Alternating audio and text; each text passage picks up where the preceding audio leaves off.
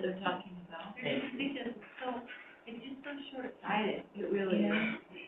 And it's heavy-handed. Yeah, it is. It's like it's such a complicated thing to focus on money. Not argue. But as a community planner, which is one of the jobs are, I'm sure for decades, we provide some sort of quality of life for your patients. Yeah, we have more than that. Yeah, more than that. And it's going to be like our place. That's all we have. You know, and then they really do. All they do is say more. That was your idea. Because we have land. Thank you. That's what they shove in there as well. And our plan was to have an innovation district. But now that one has a and then where do we all put that? I call you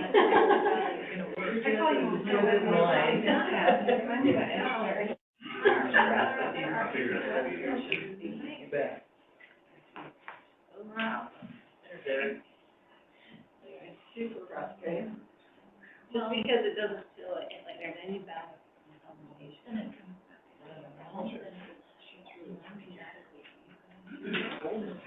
What's your problem? We don't have jobs in here. No. Exactly. That'd be a new mandate.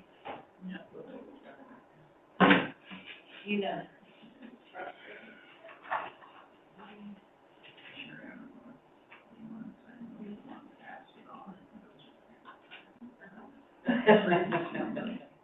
Keep me in line, Jerry. Right. Oh, yeah, right. Yeah. Okay, I'll sign. Are we at 9? Yeah. Are we ready? Yeah, okay. Hey, good morning. Welcome to our meeting this morning. We're here Monday, January 23rd, 9 a.m. at the district offices at 604 West, 6960 South to have the Waterfront Waste and Recycling District Board of Trustees meeting. This is also held electronically, and we have a few people join us electronically. So I'm going to go ahead and let our board clerk, Katrina Garcia, go ahead and call the roll. Thank you. Sherry Warren. Here. Daniel Gibbons. Here. Anna Barbieri. Here. Cindy Sharkey. Here. Eric Barney. Here. Greg Shelton. Keith Dustin. Lori Stringham. Here. Patrick Schaefer. Here. Bill Markham. Here. Robert Pignon. Here. Scott Brackett. Yes. Tessa Spitzer. Tom DeSiren. Here. Perfect. Right there. Oh, sorry. You can sit on Yes, I know, I'm right here. That's good. Thank you. And on 1.1, we'll move on to 1.1, new board members, current board members, and staff. Do you want us to go around and introduce? If you would, just so that you all know who you are, and because I know we have a few. Yes. So we're going to just do a quick introduction on item number 1.1. So let's just start online, if that's okay, and we can, I can't see like the list of who's online. Do you want to call up your name? Board Member Sharkey, would you start us off with the intro?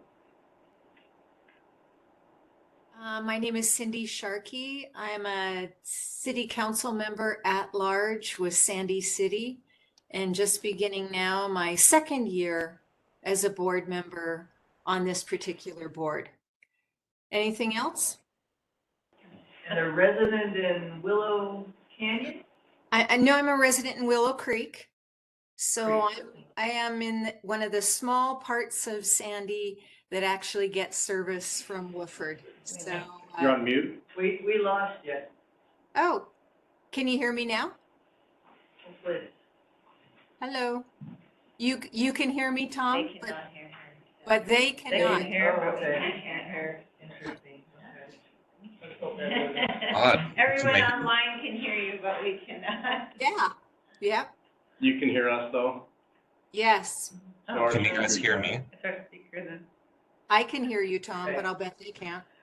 Okay, so how should we do this? Should we, Eric, can we hear you? Would you mind?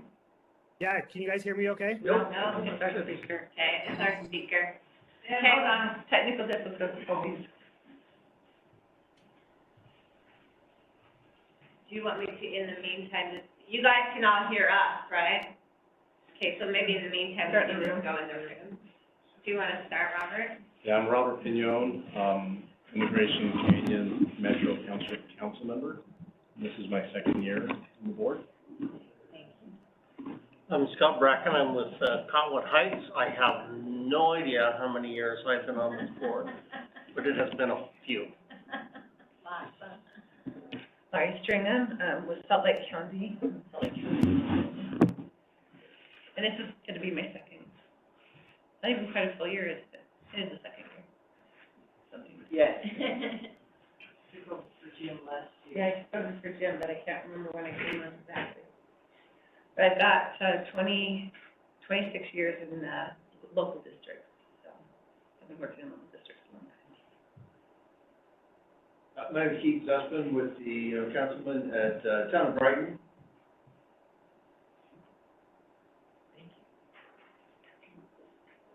Go ahead, Phil. Phil Markham, councilman, from District One in Murray City.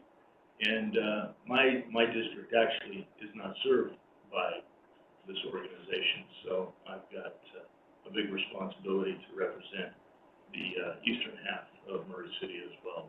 But, some confidence has been placed in me, so I hope I don't disappoint. I'm Anna Barbieri, with Taylorsville City Council. This is my third year. Dan Gibbons, Holiday City Council, this is my fourth year. I'm Sherry Oren Harriman, and this is my fifth year, I think. I've been on council for 5 years, so I'm starting my 6th year. So, all right. Can you guys, you want somebody say something? Let's hear if our speaker works yet. Cindy, will you say hi? Okay, can you guys hear me? Yeah. Okay, thank you for your introduction. And then will you tell me who's on the list? Eric Barney from Magna, would you mind doing the intro? Hi, I'm Eric Barney. I am on the Magna Metro Township Council. This is my second year on WFWRD's board. Yeah, nice to meet you all. I don't think that's our end. I think it's Patrick. And Patrick Schaefer? Patrick Schaefer with the Kearns Metro Township Council. Probably been on here about 5 or 6 years. I can't remember. So it's been a fun ride. Yes, it has. And board member Disseron. Tom DeSiren, I'm on the Mill Creek City Council, and I've been on this board. This is my second year as well, and as of November 23rd, I am finally being serviced by everybody. Before this, I was living in a condo, so happy to be in the actual district. It's good to have you. So, That's all. Scott Little's family's just working right now. Okay, all right, perfect. And then it's officers and staff, do you want to introduce that here? Yes, I do, thank you. So, I wanted to introduce Shane North, who is our new safety and emergency preparedness coordinator. He joined us on December 5th and is already coming in and making a big difference with our team. Has met with the trust to review our risk management, some of our stats, and knows that we have only, good places to go from here. So I'm looking forward to Shane working with us. Welcome. Yeah. And then Sione, if you wouldn't mind standing up. Sione Tiolani is our, Seasonal Container Reservation Program Manager, Recycling and Green Waste, so he's our Sustainability Programs Manager as well. And thanks for being here. And then Matt Ferguson, if you would stand. Matt is our district controller and treasurer, so he keeps track of the money coming in and makes sure that we do get that money coming in. We greatly appreciate your work. And Dustin Bradshaw, joined us last year, and he came from Waste Management. We were lucky to steal him away. And then also, he manages the refuse, the garbage silo, and the special services up in Big Cottonwood, town of Brighton. Thanks for being here. David Icka is our operations manager. He's been with sanitation division and the district about as long as I have, 15 and a half years. Does a great job overseeing all of our services. Thank you, David. And then I do want to introduce, Ashley Ashton has left. She left the week of the January 9th, and she was our HR manager. And in the interim, I have hired Rachel Burt as an HR consultant. She works with our benefit group and has many years of experience consulting with organizations to come in and help us fill the gap until we can hire a new HR manager. Thanks for being here. And then I think you all know Paul Kors, the wonderful finance director, CFO. Been with us since January of 2019. Yeah, just celebrating his fourth year. Yeah, isn't that amazing? And then, of course, our wonderful legal counsel, Rachel Anderson, is here. And always thankful to be working with Rachel. Keep us on track. Okay, and I think that's it. And we're cast. We'd be lost without her. Okay, perfect. Let's move on to item number 2. 2.1 on November 14th, 2022 meeting and minutes. If anybody has any comments or corrections, please speak up. If not, I'd look for a motion. I move approval. Okay, presented. Lori has a motion. Can I get a second? Second. Second by Anna. There's not any discussion. All those in favor? Aye. Aye. Are there any opposed? Okay, perfect. This is where our meeting is open for public comment. Comments are limited to 3 minutes. Is there anybody in the public here wishing to make comments? So you don't have any, do we have any online? Not that I'm aware of. I'll just double check. Okay.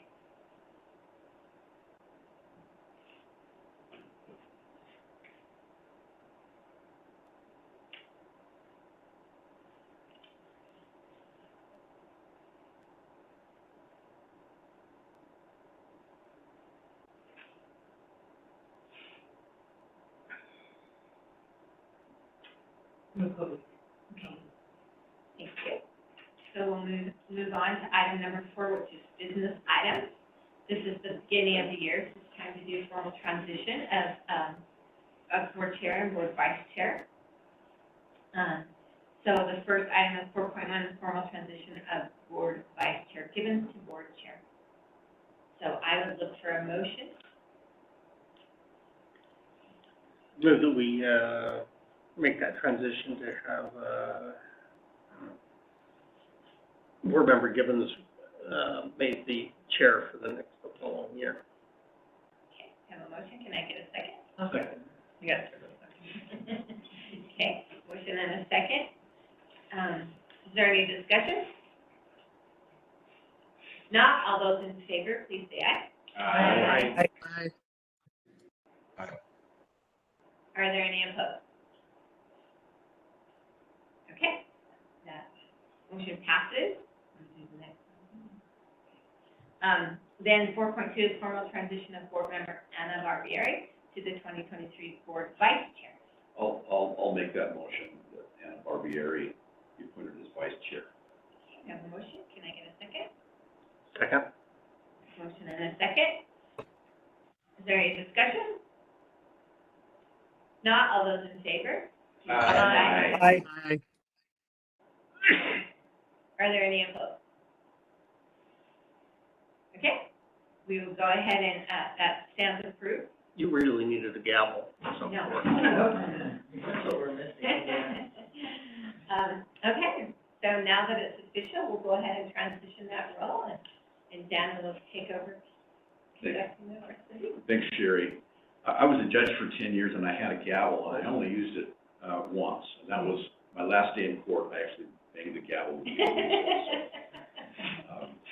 So I Thank you. needed it for today.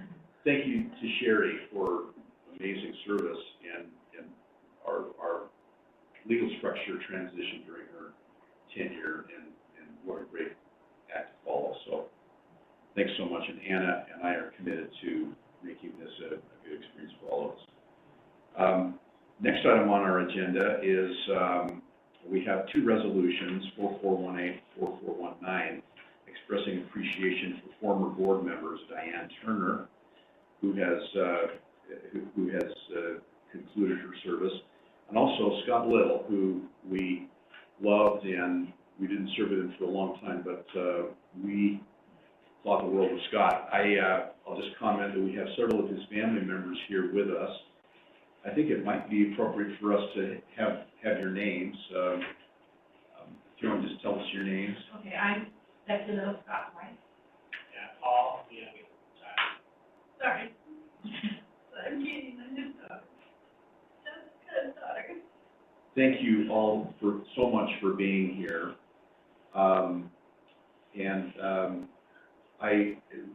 Reading about Scott's life, I realize he and I are almost the exact same age within just a few days.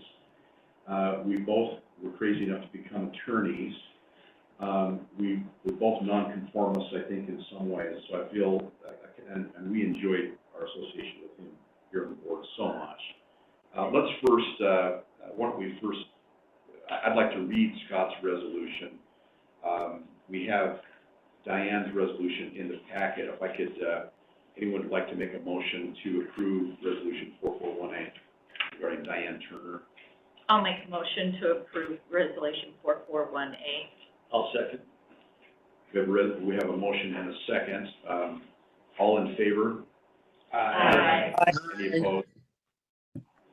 All right, Diane is not here, and we'll get that resolution to her. I'd like to read resolution 4419, resolution of the Wasatch Front Waste and Recycling District Board of Trustees expressing appreciation to board member Scott Little. Be it known and remembered that whereas the Wasatch Front Waste and Recycling District, formerly known as the Salt Lake County Special Service District Number 1, was established in January 1977 by the Salt Lake County Commissioners and renamed the Wasatch Front Waste and Recycling District effective as of January 1st, 2013. And whereas on November 10th, 2009, the Salt Lake County Council created the Administrative Control Board to govern the district effective January 1, 2010. And whereas on March 16th, 2022, the County Council reorganized the district as a local district, and the Board of Trustees was granted full governing authority as allowed under state statutes. And whereas Scott Little was appointed to the board by the White City Metro Council in August 2022, and whereas this honorable board member served his respective constituents faithfully and diligently, and whereas the board has been effective in governing the district and the waste and recycling collection services for its 86,000 households, and whereas the district wishes to express appreciation to this board member, Scott Little, for his dedicated service. Now therefore be it resolved by the board that this member is appreciated and recognized. We applaud all of the efforts of the board members and staff approved and adopted this 23rd day of January 2023. Can I hear a motion? I would move approval of resolution number 4419, and with formal grateful thank you to him who supported my service. We're very grateful for him. Second. Great, we have a motion and a second. Any discussion? Any other comments from any of the other board members? I would like to comment, if that's all right. We didn't get to serve with your husband and your dad for a long period on the board, but I can tell you what an amazing spitfire of a board member he was. It was always really, we always sit on different boards and interact with a lot of people, and sometimes we're on for lack of a better word, bobblehead boards. Sometimes people, just agree and the meeting just goes on, but your dad was not that. He was always prepared and questioned and wanted to understand the reasons behind the decisions that were made. I so respected him and appreciated his thoroughness and his thoughtfulness in what he did. And, you can be glad that he, you know, he left you with such a great legacy, even though it's a big hole in your life. And unfortunately, they don't just get filled, other than fill with memories and give thought and remember what an amazing person that he is. But thank you for sharing him with us. He was a great attribute for our board. Thank you. Any other comments from any board members? Yes, Dan, I want to recognize, since White City lies within the boundaries of Sandy City, and there's a lot of partnership that takes place between Sandy and White City. I know the value that Scott brought to White City as well, and respect the contributions that he made both to White City and the partnership to Sandy. So sorry, and all the condolences possible for the loss. And we will miss him both in Sandy and here on this board as well.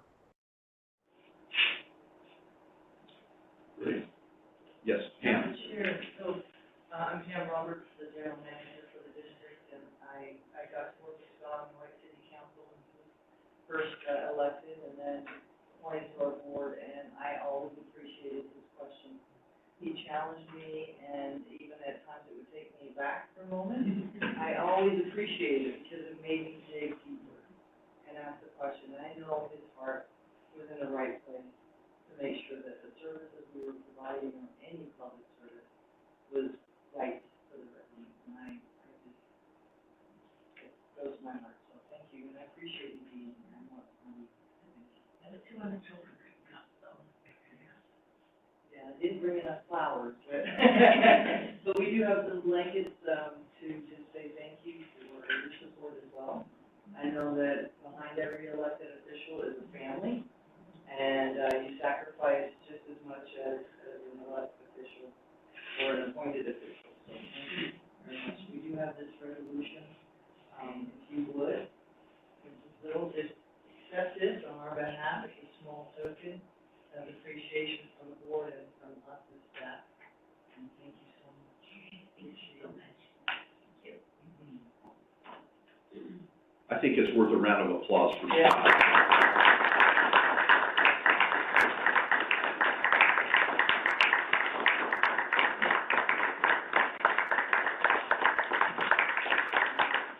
Yes. Please enjoy it. Right now, you might want to unlist it and use it as you walk out the door. Sandy, Yeah, nice yeah. to meet you, Jessica. Mrs. Little and family, we have a scintillating discussion on garbage collection and financial matters. You're welcome to stick around if you'd like, but if you'd like to leave, that's fine too. So thank you so much for being here. Thank you. God bless all of you. Thank you. Thank you.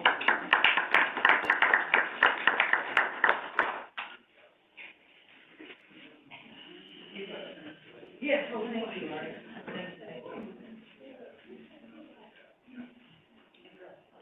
And not to leave you all out, but we do have one of these for each of you, Scott. Is that a testament to how cold it is? I know. We're And concerned. you never know about this room. Yeah, yeah. Actually, it's actually quite cozy this morning. Yeah. Yeah, the room is good. Outside is enough. I know. Don't make me go out. Great. And Phil got one Yes. during orientation. We'll get you, all one of these Thank you. eventually. Okay, we, Thank you. Cool logo. all right, let's move on to, did we vote on, We didn't vote, did we? I think we voted on both. Yeah. Yeah, I think we did. Yeah. Like, I didn't say that, I was distracted by the. Good catch if we didn't. All right, let's move on to, item 4.4 on our agenda, 2022 independent financial audit schedule, informational from, Paul Ford. Paul? Yes, good morning, everyone. We have our audit coming up this year in Squire and Company. This is the second year they will do it. When they re-audited us, it was for a 3-year time period, so this is the second year, which is kind of nice from our perspective. They already have a little bit of background and a few last questions, but they'll be here the week of February 22nd through 24th. That's the Wednesday through Friday, just here on site, and then they do work after that. But and we talked about them not being on site with the other auditors too, but I actually prefer they come on site. Part of it is my own self-interest. I don't want to be scanning and copying a lot of documents, and I like face-to-face communication. So they will be here on site for 3 days, and then we'll progress with that. Good. Any questions for Paul about the financial audit? All right. There being no questions, we'll move on to 4.4, 2022 year-end financial report, also from Paul. Mr. Chair, may I just point out, and I don't know if you board members at home, I'm not able to pull up the packet to share it.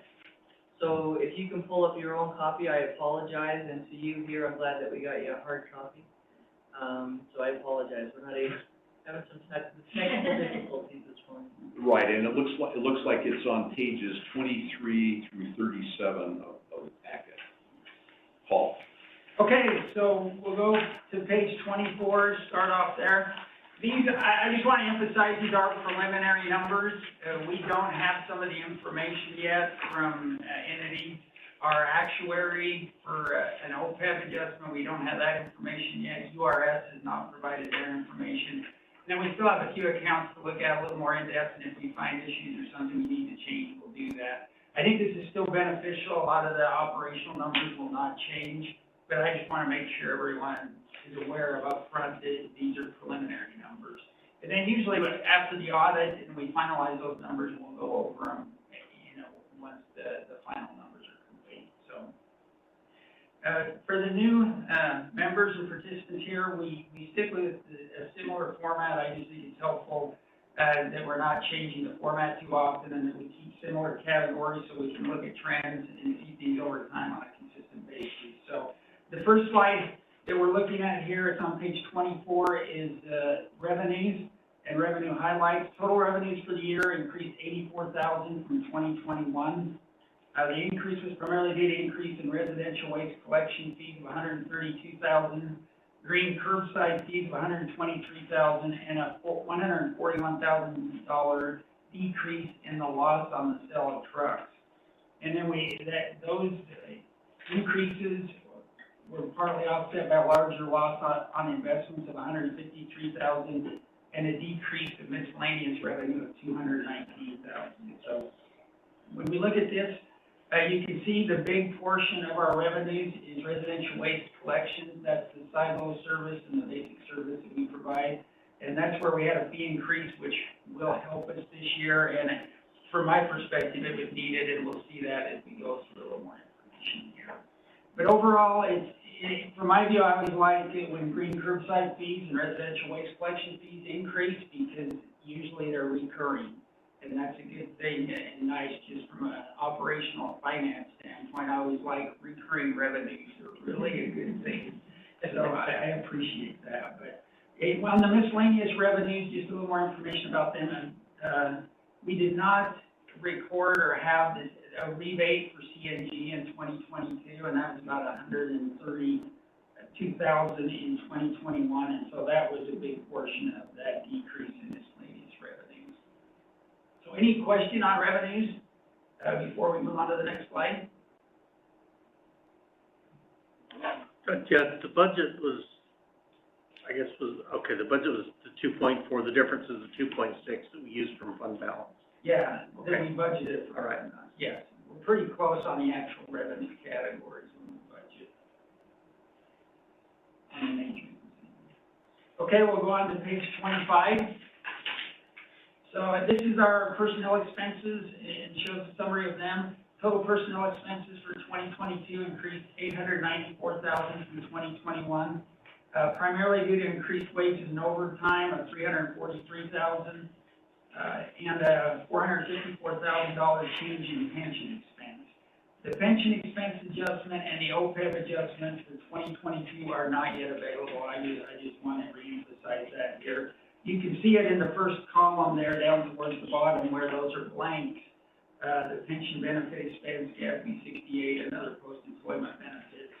And sometimes those are benefits, not necessarily an expense, but a benefit. It just depends on the actuaries and their calculation and what they determine. As far as wages and salaries go, they were up significantly. Our temp labor was down significantly, about 150,000 from last year, but we more than made up for it with our wages and salaries. And really what that was a function of was scrap and us using full-time employees to service and work on that program. The head count, we were up about, and not a lot, about 1.5 positions during the year. So that's personnel. We'll move on unless there's questions. Next page, 26. I have one question. Where are we at as far as, OT job openings? Where are we at as far as hiring goes? We have 2 new drivers starting today, Oh. and we still have about, because we added 3 new allocations, so we have about 5 vacancies. David, remind me about that? So, yeah, we anticipate getting those filled. We have the online application process, and we've already got a lot of interest coming in. We'll be screening those. And of course, the HR manager is open, and we're getting about 7 applicants so far. Just opened last week. Thank you. You bet. Okay, the next page, page 26, operating expenses. This is where it gets, I told Pam, it seems like it's kind of gloomy, this one, when we look at this, as far as expenses go. But we try to control them and manage them, but it seems like pretty much just about everything's gone up. So total operating expenses for the year increased $1,066,000 from 21 to 22. The increase was primarily due to increased fuel expense of $88,000, increased maintenance expense of $178,000, increased recycling fees of $362,000, increased county interlocal expenses, and that was really primarily the truck fleets for the hook lift trucks that are used in the scrap program of $194,000, and increased other expenses of $247,000. Also, depreciation expense increased $113,000. The one major category that did decrease, our can purchase expense decreased $139,000, and that was not a function of the cost of the cans going down. That was more of a function of the number that we purchased and used. And so the cost of cans actually has increased the past year. Yeah, I have a question on that. Is it reflective of, are we having people use our refurbished cans more, or does it run out? I'm not sure if We do offer that at a lower price. As far as a breakdown of that for last year, I'm not sure if David would know right off the top of your head, or can we bring that back? Yeah, I'm just curious if that impacted that at all, if we're encouraging us to use those cans more often, and then we don't have to buy as many new ones and kind of save money that way. Yeah, we follow up with that. so, but there was an increase in the base cost of the cans from 2021 to 2022. So, but when we look at that, we'll talk about more of these, some of these expenses in more detail coming up. The other expenses, a real big piece of that was the website, about $110,000. We redid our website, and that was a major project that we completed this past year. So when we look at that, a lot of increases, like I said, I'd like to see some of it go down myself, but a lot of increases, I think it was expected. And when we go down a couple numbers to me are kind of interesting. When you look at total operating expenses as far as a percent of budget, 98.72%. So we're just about there as far as the budget goes. Fortunately, we were under in personnel, and so that gives us a little bit of breathing room. But overall, our total expenses right now are about 95.89% of budget for total expenses.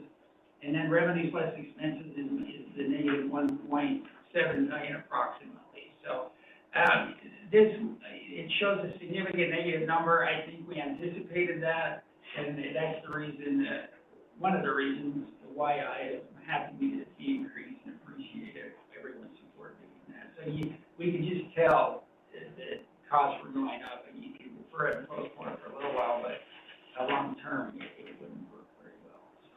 A lot of them county facilities, we budgeted quite a bit more than what was spent. Are we just waiting for something on that, or is it just lower? No, that was really a reclass. During 2021, there was a change in the accounting standards, and the lease that we pay the building, instead of showing it as a lease payment, you now show it as interest expense and depreciation. And so that was part of the reason for the increase in depreciation. Why did they move it to that? Because the way the standard is, or the accounting rule is if there's certain criteria, and then it says if we owned it, or we have to show it on our books and records as if we owned the asset. So we actually depreciate it, we record an asset, depreciate it. Even if you don't own it? And we also, yeah, Auditing. yeah. Well, no, I get auditing, sometimes I don't get auditing. Exactly. Okay. But there was a couple items we had that for, the big one was the building, and so we really still have that expense. It's a good question, it's just in a different category. It's in a different category, but if we're having to depreciate it, it's not a real number. Right. Well, I agree, I agree with you on that viewpoint. I'm telling you. Yeah. Okay. So, but we're depreciating an asset we don't own, But isn't it, yeah. which is, Let's talk offline about that. yeah, so. Okay. But that is the accounting standard. I know, I The understand the company accounting looked at it, we went back and forth, and I agree with you, I had some of the same questions intuitively going on. But that's, and I think part of it, big picture, it's not just for government, but even outside entities. What they're trying to do is, a lot of times in the past, and some of the background is, they've had companies and entities do a lot of leases, and then they don't have to show the debt on their balance sheet. Sure. And that's what they're trying to do with this, because they've done it in public companies too, where they're showing debt, and so some of this, for us, you know, it shows quite a bit that we have that debt now. And that's what they were trying to accomplish with the standard, or the change overall, was having companies show that debt and make sure it's disclosed, and not that they're just reporting a one-year lease expense, but if they've signed a lease and it's for 10 years, they want 10 years of debt showing up You're on their balance depreciating sheet. the 10 years of, The debt's going down, and being amortized. so is it set to actually the lease amount on the loan versus Yes. the cost of the building and structure? It's the lease amount. Okay. And then we amortize that over a certain number of years. It's not 10 years, I can't remember if it's 8 or 6. So it's a short amount of time you're amortizing it. Yeah. So, but I think that's big picture what they're trying to do with the standard. All right, I just tell you. Show the debt, You're good. and not have entities that have millions of dollars of debt and it's not really recorded or disclosed. Sure, because you don't know from year to year. I mean, that makes some sense when you put it that way. I was just thinking we're having to depreciate the buildings and the structure, and I'm like. Yeah, that's a great question. Yeah, yeah. No, it's a good question. I went back and forth with them and I read quite a bit. And I'm like, it's what it said, but intuitively, it's. I mean, if it's just the debt amount, so that does make some sense then. So we kind of gross up the balance sheet, we record the debt, and we Sure. record an asset that's not an own. So that's shown on our balance sheet? Yes. Okay, thank you. That makes a lot more sense. Appreciate it. Any other questions on this? We'll get into some more detail here in just a minute. Page 26. So we'll move on to page 27. This is the basic service. It stayed right around 85,000 for the last 4 years. And so that's one refuse can and one recycle can. Just shows that. Page 28, fuel expense. We can look at this from 2019 to 2020. It was really pretty consistent. It went up 13% in 2021, and then this past year we were up almost 8%. We have a little more information on fuel on the next page. This was requested, so hopefully it's information that meets that request. So we're looking at page 29 now, and what we show here is the cost per gallon. The blue on the top graph is diesel. The bottom line there that's orange is CNG. And so diesel in 2019, it was $2.73 a gallon, went down to $2.06 in 2020. And then at the end of 2022, we're at $4.76 a gallon average purchase price for the year. CNG was $1.60 a gallon in 2019. It's increased a little every year. It was $1.91 a gallon for 2022. So that shows that change there. But then it's always interesting to me, we see the increase, but then you see down below kind of how much diesel we use versus CNG. And really, we use significantly more CNG. There for 2022, 91.5% of our fuel used was CNG, 8.5% was diesel. So that kind of gives a little bit of background and information. Well, what's the percentage of diesel versus CNG trucks? Oh, of the trucks themselves? Yeah. So percentage-wise, we have 5 diesel, and then the rest are all, for the 2 rear loaders, the 3 hooks, and then everything else, all 50. Some of the things Oh, yeah, sorry, the light duty. Yeah, the light duty. So all of the side load trucks are CNG, and the 2 new front load trucks that we bought past year are CNG. So, and if you want more detail on that, I can bring a break down to that. But we still have some like F-350s that are diesel, and then like Trans said, the rear loaders, and that we have 3 hook lift trucks that we own that are diesel. But also the hook lift trucks that we lease for scrap are diesel. Paul, we paid more for those CNG trucks. Over time, does it pay off?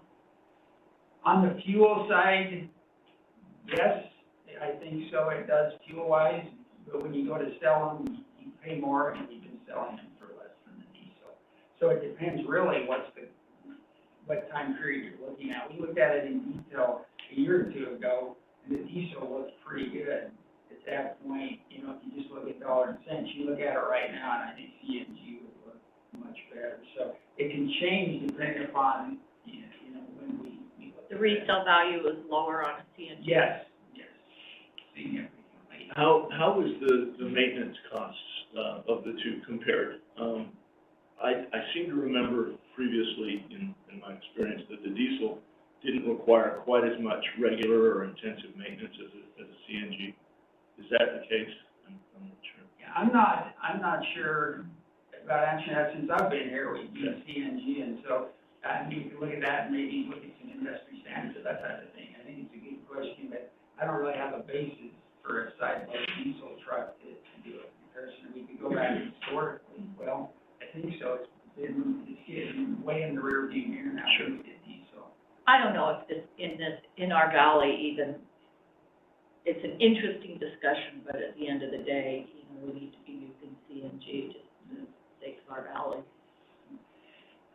Yeah, the resale value is gonna be less because there's just not as many places that have.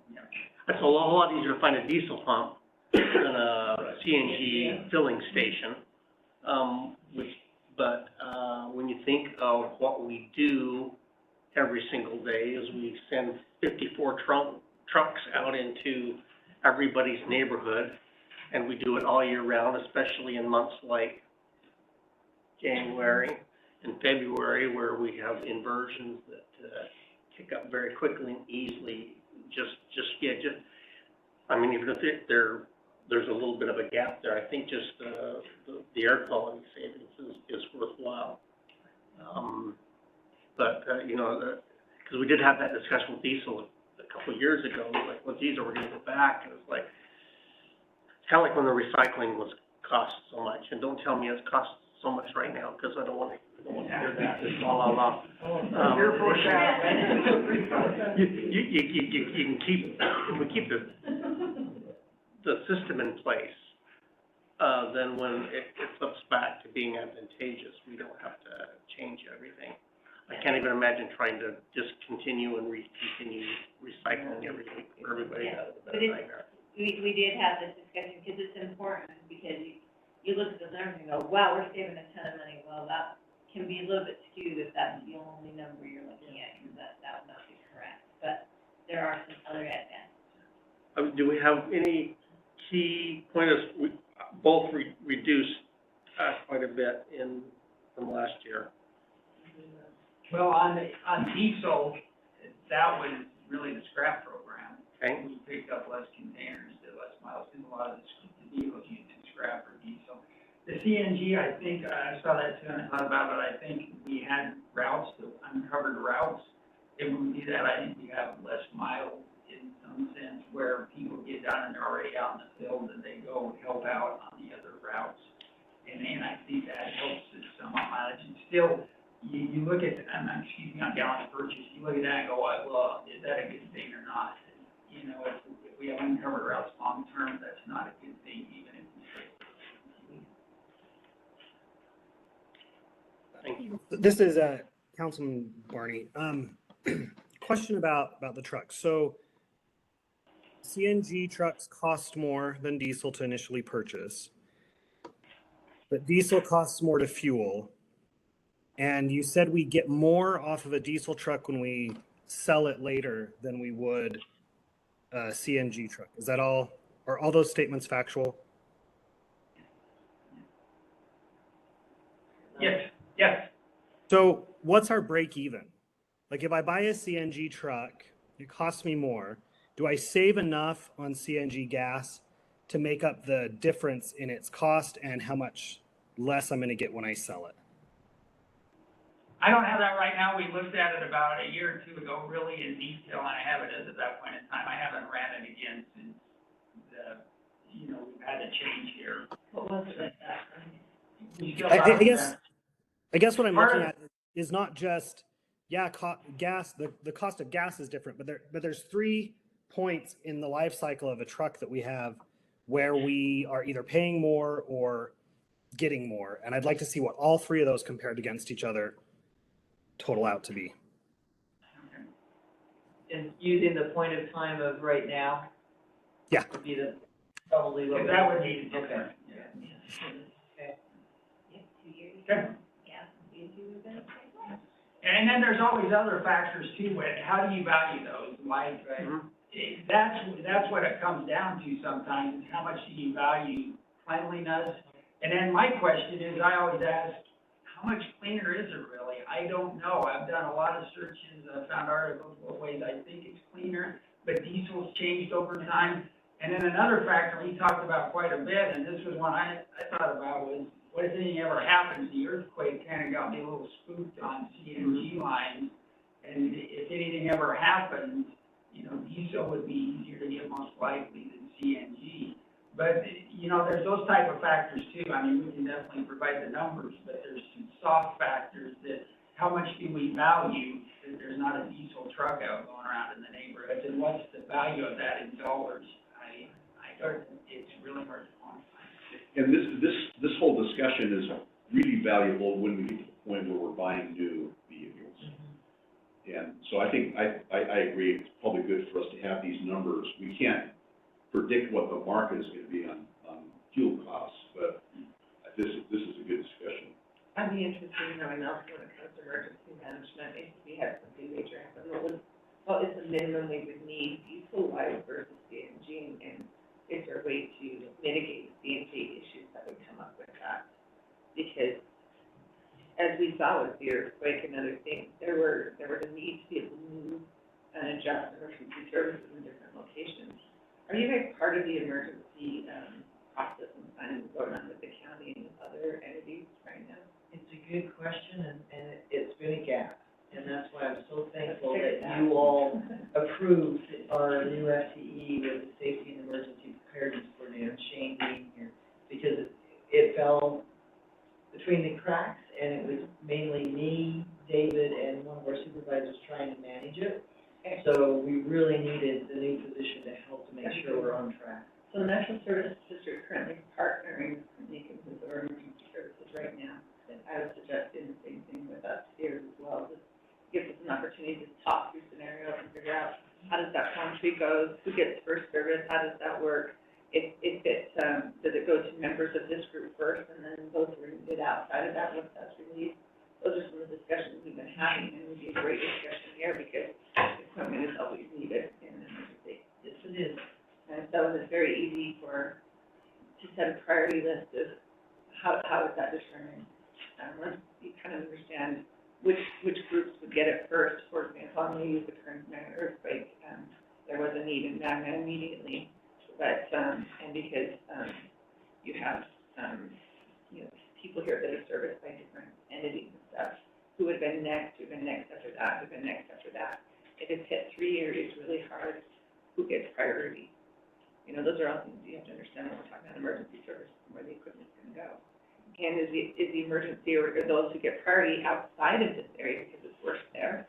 Or does our equipment go to our users first and then outside of that area? So those are some priority things you have to really kind of think through and discuss. When it comes to that, we had, with the Metro Service District, we had quite a few that had needs in between different entities, right? And as well as that. So we realized that there was a huge need to work through that and figure that out. So we're in the process of doing that, and I suggest that might be a good thing for us to talk about there. So. We do have a continuity of service plan, and the group, so, those we can bring back before you, probably March would be a good time, because April, as we all know, is the great Utah shakeout, and we always do exercise to prepare for that, so happy to bring that report back in March, and I'll have Shane on this. Great input, Lori, thank you. Yeah, thank you. A lot of good things to think about. Yeah. Depends on where the earthquake happens. If it happens in North Salt Lake, Yeah. we may be the only ones with trucks running. Yeah, true. If it happens right down here, yeah, In fact, like I said, it's hard to know, we can give you each scenario, we think earthquakes, but I can give you about 40 other things that would cost just as big. And then what happens if it's a major disaster that is like man-made? When you get into those scenarios, who has precedence, and can your vehicles actually be superseded by a federal agency? And a lot of times you don't think through those things. How many would you allow to go? How many would you withhold back for your own needs? So those are all some things that you really have to think through. Thank you. Okay, we'll go on to page 30. On that happy note. Yeah, sorry. Well, it's okay to think about it. Let's turn the page on that one, Lori. Yeah. it is nice that we don't usually think about it. Most people don't, I mean, I gotta get my garbage cans out, but that's kind of about the extent of what you think about, because it works. Yep. It's like, you don't think about how much infrastructure the sewer system needs until, you know, you go and you push that button and all of a sudden it doesn't work, and then it's a big deal. Yeah. So the fact that it's not front of mind is good. And I might be a little bit weird out there. We had to go through all those, scenarios and exercises when we were holding the Olympics. So we had to think through all those things out in Kern, and trying to figure out how to get, garbage trucks through the facilities there when it was under lockdown and security and things like that. That was a whole nother ballgame. So you just don't think through those things until it hits you, and then they throw out scenarios you could have never even found, you know, it's kind of crazy. So, and mine thinks a little different now because of that. Okay, on page 30, this is the maintenance expense, a 4-year history there, and we can see it's increased. In 2022, it's up a little over 5%. And this is another graph down at the bottom that I added. We have some questions about maintenance costs. And this is for side-load trucks down at the bottom. Year one is just a partial year, and we may buy a mid-year, and there may be some other factors there. This is the life of the truck. Yes, this is over the life of the truck, the side-load truck, average maintenance cost per mile. And we looked at this, and at first we did an average cost per year, but then some of the older trucks aren't used as much, and it kind of gave a little different perspective. And so I like this, I didn't come up with it, our asset manager did, but I like the average cost per mile, and I'll give him credit. I think it's a good relative measure. And I asked him, I said, does this seem accurate, you know, based on just your feeling? He's always looking at his costs, and he goes, yes. He goes, that was part of the reason we keep trucks 5 years before, was we knew in year 6, a lot of times, we have hopper repairs that were pretty significant at that point in time. But this shows an increase up really until year 6, that's 4.73 in year 6, and then it stays pretty stable there. Like year 2 is 2.25, and that's average maintenance cost per mile. And so I like that measurement. I think it's a good one. Like I said, if you just go average cost per truck per year, how much are they used? Because if they're not used, and a lot of times the newer trucks, if the drivers have a choice, they're gonna drive a newer truck versus an 8-year-old truck. Yes. And so it kind of distorts that for the older trucks. If we just You put better stereos in the older trucks. The turnover for your trucks is 5 years, that's the ideal when you want to to sell them, or? Well, I think historically it had been that. I wanted to keep some longer than 5 years when I got here, and Pam agreed, and we've done that, and we've kept a few more, and in hindsight, it's been a really good thing. Yeah. Not that I predicted this whatsoever, but I just wanted to get a basis, because I was like, for us, because I know waste management, they keep them 10 years a lot of times around that, and you read some of the other big players, and I'm like, is 5 years good for us? Is 10 years, and then how do we know if we don't have a sample size? And so I wanted to keep a sample, not just one or two, but keep a sample, or we look at that. And so we made a conscious decision about 2 or 3 years ago to increase the life on some of our trucks. It's come where it's helped us with the issues with buying trucks now, where we have a few more on hand. But it's something we looked at, but I think from my perspective, I like to get information, see where we're at, and then just stay flexible. And since 5 years still makes sense, is it 8 years, is it 7 years? But without that data, we really don't know. Does waste management share their costs per mile, if they're keeping them for 10 years? I don't know, I can look in their annual report, they're It might public, be interesting. and so they may have, It's public. yeah, so they would have some information, but I don't know if they have maintenance. It'd be interesting to find out. So we'll move on to the next page, page 31. This is our tons for the year.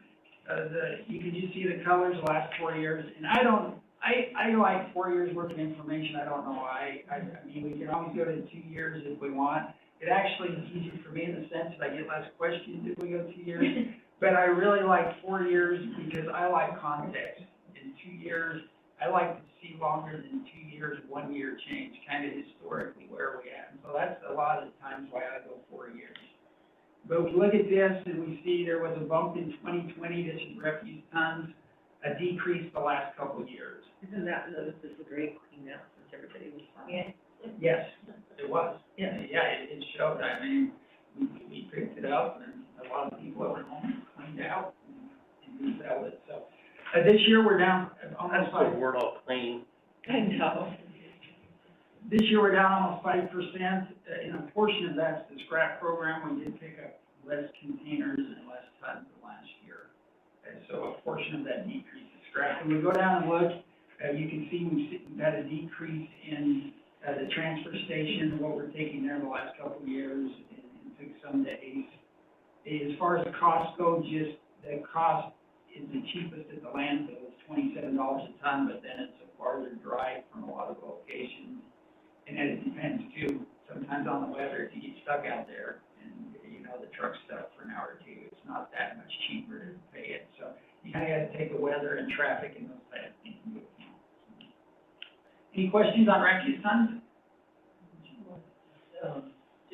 Just a note is, ACE, Intermountain, we were taking, tons to their, transfer station directly from 8 routes in Taylorsville because it was cost effective, but they've had to raise their rates just as we had to, so we will not be taking any refuse over to the ACE transfer station any longer.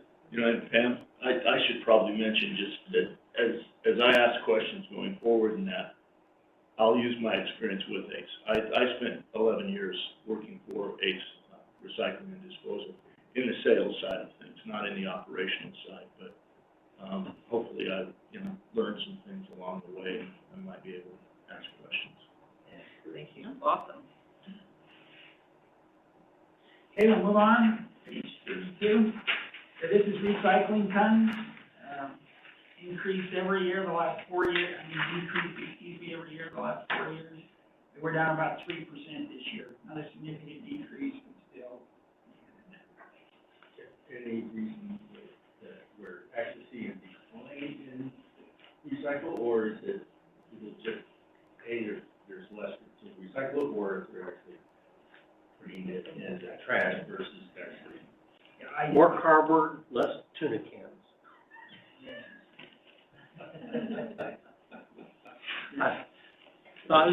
Something stupid.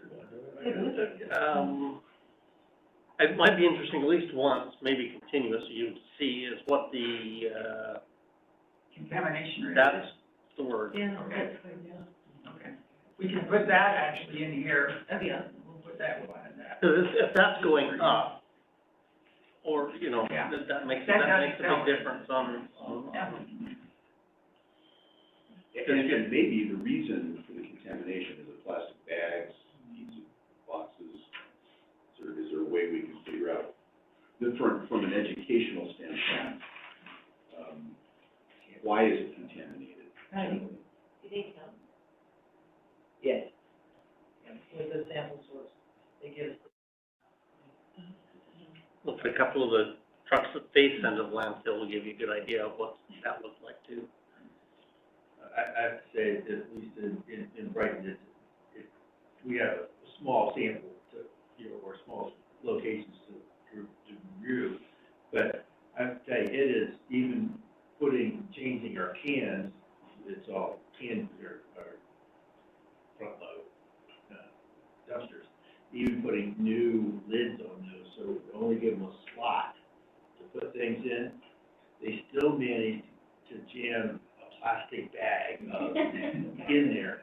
So it is difficult. So in changing habits, culture, people are just not willing to, you know, go that extra step. You know, they show up with their plastic bag and jam their plastic bag in, and then the Even though on the contamination can rate- it says no plastic bags. no plastic bags, nice picture on the front, it's got a QR code, you know, how to do everything, but they still manage it, so the amount of, recycle that is picked up, you know, I don't know how much the contamination is and how much that affects the entire load.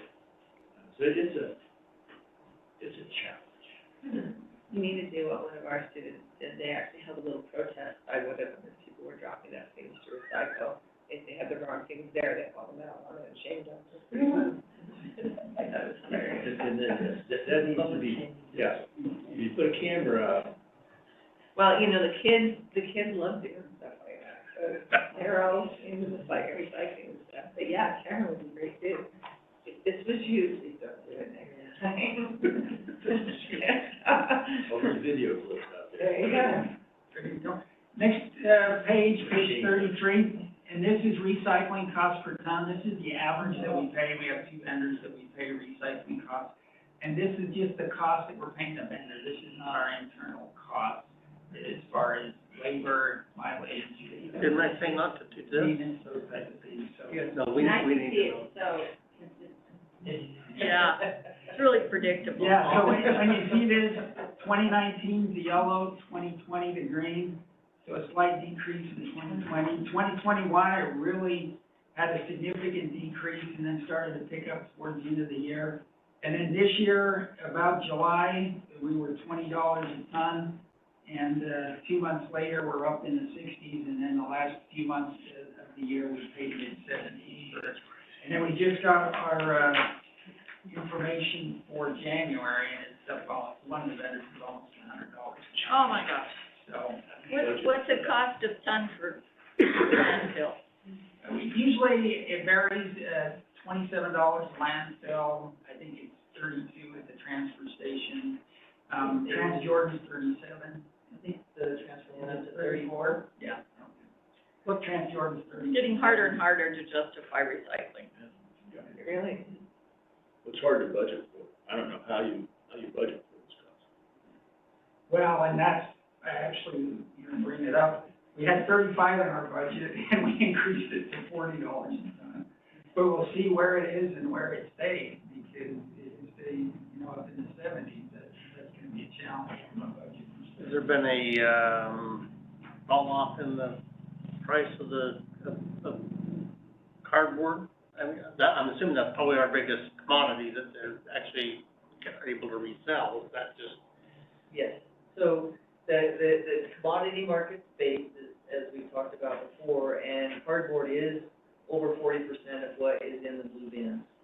And that price going for sale on the market did decrease, starting at the probably, if I remember right, it was around October. And it pretty much has stayed low, and then it started to improve, but it's not back up to where it has been in the past. The other commodities that we select are aluminum, of course. It's not a high percentage of what's in that blue bin. Plastics are also very low. So it's mainly cardboard, and then the paper, mixed paper is the next. So those commodities are expected to rebound come spring. So it is another perfect storm, and it's one of those things we talked about last year, of ride out the storm. We anticipate, again, that the pricing will improve come March. I'd like to ask Rachel a question. I mean, we're talking theoretically about if there's an astronomical cost for us to recycle as opposed to just taking it to the landfill. Are there legal requirements that we are required to follow to recycle? Or is it simply a matter of consciousness of the environment? Right, there's no legal requirement. We have, other than our contract requirements, about what we're supposed to deliver. We don't have anything put on us saying we're required to recycle. We're authorized to handle waste and recycling, but that, statutory or whatever you want to call it, our creation mandate doesn't, put requirements in those. We have a minimum delivery requirement to the recyclers? Yes. We do. Yes, to each, and it is based on price and proximity and what we feel we can meet. So Rocky Mountain Recycling Services receives the lion's share because of their location. They're just off 900 West and about 3,500 South, whereas Waste Management is over in Salt Lake City. That's the one that a few board members were able to tour. Waste Management does have a source to sell the cardboard, and so they do have a connection in the Northwest. Rocky Mountain Recycling also has connections, but it's a slow market. So again, it is a policy decision. It's a good question, Mr. Chair. It is total policy decision driven. And I can just speak to in 2018, when we started to see an increase in cost for recycling, we did a survey with the residents to ask them, would they be willing to pay more to keep it going? And at that time, it was overwhelmingly well over 2/3 of the residents said they wanted to keep it going and would be willing to pay an extra fee. And we never had to increase that fee to the residents just simply because of circumstances of personnel shortages and being under budget.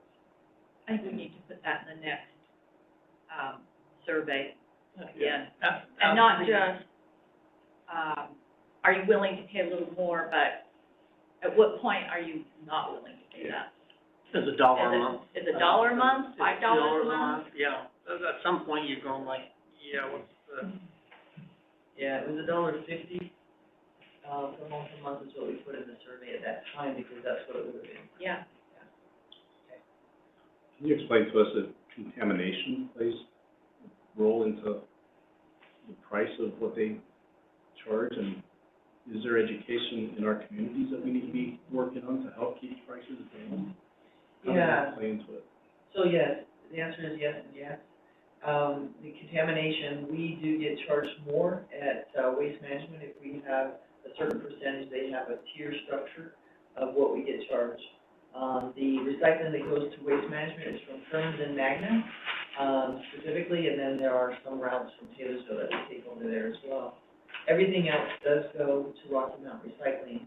They don't necessarily charge an extra fee for contamination, but they would reduce what, how do I want to say that?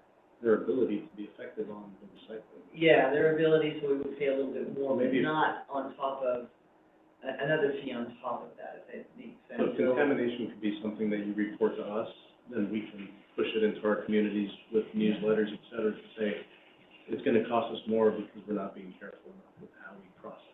And McKenna, Tuape is our sustainability coordinator, and she does push out the newsletters. She also goes out to communities to do education, and be happy to follow up with the recycling report next month.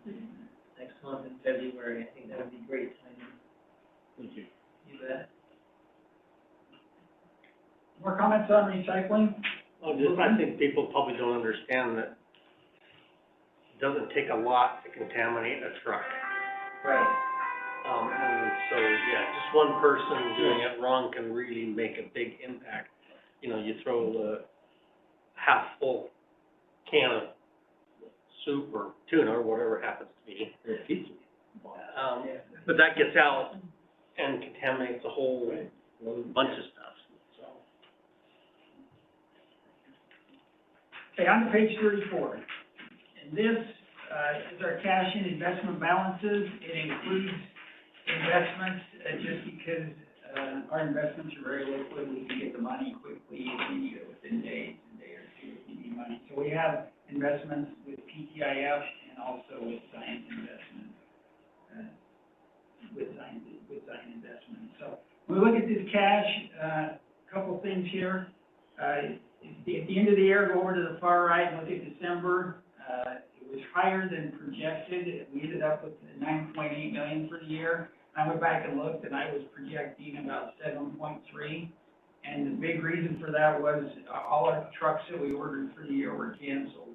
And they were canceled in September, right before the September board meeting. So we'll look here on the next page here in just a minute. But cash and investment balances would have been down significantly if we would have gotten the trucks that we ordered. And so, because I'm sensitive to this in the sense if we go out and ask for a fee increase, and someone looks at this, hey, look at your cash, why did you get it up when you're saying you get a fee increase? And so that's one thing I'm sensitive and aware of.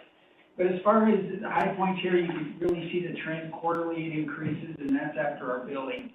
So we bill the first part of January, it's due mid-February, and you can see that increase in that because the billing, the funds come in at that point in time. So any questions on that? Oh, but I mean, something like that, you could put a little asterisk out at the end of the one and say, you know, we suddenly got 8 trucks canceled, so that's, we didn't spend $3 million. Yeah, well, the next slide shows that, so that's what I was thinking was, hey, on this one, it does show what happened. And so we had $3.4 million budgeted for capital expenditures in 2022. We spent, well, actually, that includes, the front load trucks too, which we did purchase and we got them in. We paid half of the front load trucks, in 2021 and then half in 2022. And so you can look there and see, $343,000 for the front load trucks, but we didn't, receive any of the other trucks that we ordered and thought we had coming, and that's about $3 million. So the vendor did, I talked with our asset manager, and the vendor canceled in September. It wasn't a delay or a postponement that we've had before, it was canceled. And then same with, like, we ordered F-350s, and some of those, and she's canceled, no, you're not gonna get them, that's it. And so, we're trying again now, but that was really, helped increase our cash and investment balance. You know, it looks good, but it's not a good long-term strategy, so. Do we have any idea of why the trucks are taking so long? Is there a particular component, or, I mean, like on pickups, it's chips, or, you know, yeah, exactly, you know, circuit board or something. Do we know what it is with these larger? I don't know, I know it's, Because we're waiting on a computer chip that doesn't go. Yeah, and I'm sure they have chips too in our trucks, so I don't know the details. The other thing to note is that we are a small fish in a big pond, so it really is the one that's gonna be buying the most and willing to pay the most. And so we sometimes fall short, and I think last year we talked about the fact that with the government contracts, we were kind of like the low priority when the vendors had private companies that were willing to pay, and they could get it quickly. So we take a little bit longer. Yeah, because even volume at the state level, they don't have, Yeah. every time it's big, but just because of Yeah, there is, I went to a conference in the state person over fleet there, and I went out and talked with him, and I said, you guys are probably doing okay by thousands of vehicles, and he goes, no, we're not. He goes, the rental car companies are up above us, and so the state even, he said they're behind significantly, and he was concerned. He goes, you know, you just can't do this and make it up in 1 year from a funding or from a, can they provide the cars? It's a different paradigm when the supply is restricted. Are we required to follow the government contract? into a work email. Can you repeat that question? Do we have to buy our trucks on government contract? Oh, well, you mean like through the state contract? Yeah. Oh, no. We can do our own contract, yeah. But do we have to follow state procurement? Yeah, relative to follow procurement laws, certainly. Yeah, so could we, I'm not suggesting that we do, offer more for the trucks, if that would get them to us? Offer more. Pay an extra $40,000 a truck. Oh, I mean, yeah, we're certainly allowed to negotiate our own contracts, whatever. Again, this is a hypothetical question. I've never asked a question, can you pay more? Yeah.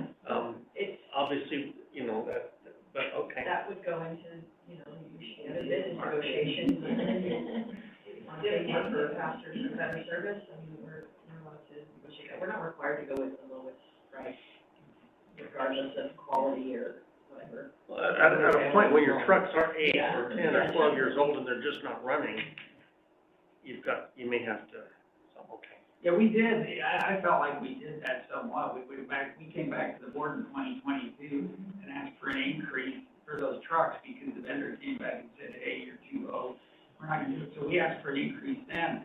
But my concern is, I think we're looking at over 400,000 now for a truck probably this year. And that's up, the last ones we bought were about 320, 330. So we're up 70+ thousand at least, and I'm not sure we're gonna get them at that. And so we have done that, but it's just relative to everyone else. Where we're at, like Pam said, kind of in the pecking order. And I think sometimes the vendors, to be honest, non-governmental entities are much easier to deal with. They're quicker, they respond quicker, they don't follow state purchasing. And so if they're willing to pay more and easier to deal with, it's hard to overcome that sometimes. Make sure you send donuts over to the maintenance staff on a regular basis. Yeah. Okay, we'll move on to page 36. This is the certification balances. I started to take off some of the prior years that we zeroed out and made adjustments and cleaned up. And so it's kind of interesting to be here for the balance, the bottom line, balance for 2022 as of December 2022. We had 2.2 million that we transferred over to the Treasurer's Department. They certified it, and as of the end of December, we had 250,000 of that left outstanding. So that's a good thing. It really helps us. I wanted to bring just note here, we adjusted off some amounts in 2022.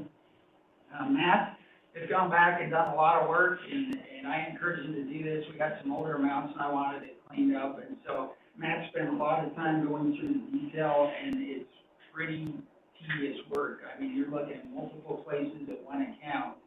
And we went back and we adjusted off. You can see the amounts there down in the bottom. 2017, there was an issue with that year. Come to find, we had amounts on our records into sale. A lot of the accounts had not actually been certified. We thought they were imported. They were in our historical record, but they were not imported on the county side. Talked with the county. We also checked in to see if we could recertify them. We missed the deadline, and so we cleaned up those amounts from the prior year. Yeah, from my perspective, $3,000 to $5,000 a year, when you take a step back and we're billing, 18, 19 million, that's not a bad write-off amount. Not that I want to write off amounts. The 35,000 did catch my attention, and we looked at that, and I think we have some processes in place to prevent that going forward. But I would still prefer to clean it up. Like I said, when we brought this forward, I talked with Pam, we talked with Rachel. I also called our auditors and let them know, because this is a prior period adjustment, and I want to see if there was ramifications there, and I would just as soon be transparent and not kick an issue down the road. So I anticipate in the future, yes, we will have some amounts adjusted off. 35,000, I don't think so. But that's being transparent and kind of where we're at with that. That's a big shout out to Paul, putting those protections in place and certain balances. It is a lot of work to double check 86,000, well, accounts, but that's not how many we certified when we were on there. But there is a large You're dealing with percentage. anywhere between $250,000 to $1/3 of a million billing cycles every year. you know, at those amounts and to keep it that clean.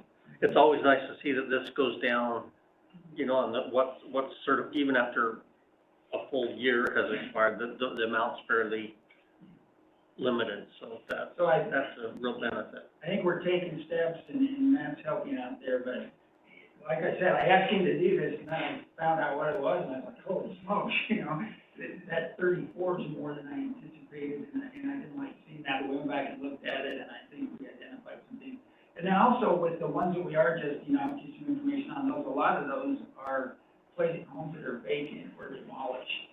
And the challenge is we get them, we're billing them, we're providing the service, and they leave, and ideally we ask them to let us know, but they don't, and then sometimes we have customers on auto pay, and they keep on paying, and so I don't like that. We're looking at that, trying to see what we can do to reduce that. I think we have done some things since that, at this point in time, we've gotten a little better, but what can we do there? Because it's really hard with 85,000 accounts to know each household what they're doing. It's different than, did I leave the iron on? Did I stop the garbage service? Yeah. So, any questions on that? Page 36, move on to page 37. Last page, we almost made it. So, and this is customer refunds for the fourth quarter of 2022. We were asked to bring this to the board on a quarterly basis. And so, just the checks we issue to customers, express bill pay, or customer payment errors back to the refunds we issue back to their credit cards. I don't think these amounts have fluctuated a lot. We still, really the largest portion of them by far is customer errors. They double pay us, they pay the wrong amount, they pay another bill amount. Any questions? Okay. Thank you, Paul. Any other questions for Paul? All right, we'll move on then to item 4.6, General Manager's Report, and then Pam, when you're through that, feel free to move right into 4.6.1, Seasonal Container Reservation Program. Yes, so, my report is pretty much the scrap program. There's a lot of information that I wanted to include in here to try to, help to tell the story.